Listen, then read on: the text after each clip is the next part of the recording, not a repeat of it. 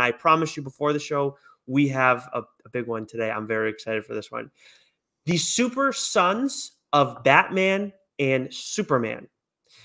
So this is, of course, being pulled from the book. I should write the title of the book down so I don't have to pull it up every time. The League of Regrettable Superheroes by John Morris. So one might think, oh, well, wait, Nick, isn't John Kent doing really well? Hasn't Joe been talking about, Superman, son of Kal-El a bunch? Yeah, you have. And haven't you been talking about Robin on here a lot? Absolutely. These are not those individuals. These are different people. These characters were created by Bob Haney and Dick Dillon. They debuted. Wow. Okay. Debuted in. You know what? We've gone through all this stuff today. I'm going to cut you a break on that one. Everything we've gone through, I don't know how your head could be anywhere else. Debuted in World's Finest Comics, Volume 1, Issue 215. Is from DC still. January 1973. And these characters were created in an attempt to keep Batman and Superman relevant with young readers as Marvel rose within the demo. It's set in the 70s, so it kind of just gets started right away. So it doesn't really give any room to explain how Batman and Superman suddenly became parents of like teenage, college age type kids.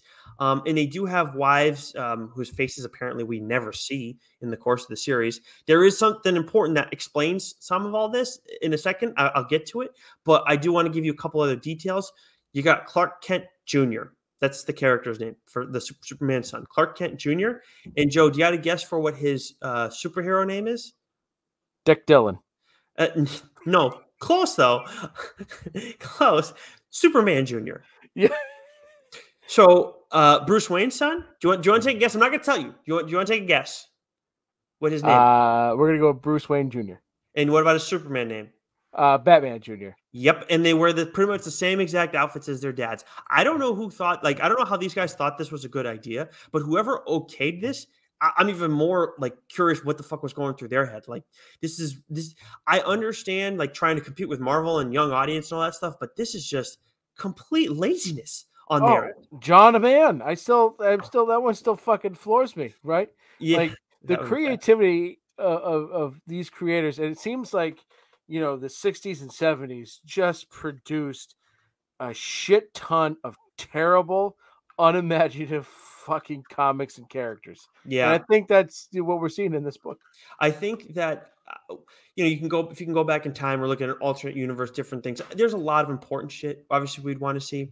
But one thing for me that I would like a small thing, what would, we talk about Image, what would the world be like if creator-owned comics, if Image didn't happen? Would creator-owned comics look the same? Would we still be getting, would comics even still be around? Because there's just, now writers and artists can do so much different shit. And as much as, Marvel and DC do get hamstrung versus the other places, they still they've improved in time. So I would be really interested what that would look like if we never got Image, because I just don't think comics might not be a thing necessarily anymore. It's just because there's not enough good. There wouldn't be enough good stuff. Creators wouldn't be allowed to create. But as I mentioned, this is created in the 70s. These guys Batman and Superman out of nowhere have teenage, college age sons, and it's what the fuck? How did this happen? Well, because in the main books, you're still not seeing the kids in the stories. In the end, Joe, Clark Jr. and Bruce Jr. were revealed to be computer simulations. So it was talk about future state being a waste of your time. What the fuck is that? Poochie has to go back to his home planet now. That's what this is. And why did Clark and Bruce do this? Because they were the ones that did this. It wasn't like someone playing a trick on them or whatever. They wanted to see if they could be fathers and crime fighters at the same time. Jesus. Yeah, because that's what Bruce Wayne wants. He wants to be a father, right? Mm-hmm. He wants, yeah. So awesome stuff. Yeah. But hey, you know what? We could see these characters again someday because they were computer simulations. You never know. Yeah, I'm surprised this never took off. It's fucking brilliant.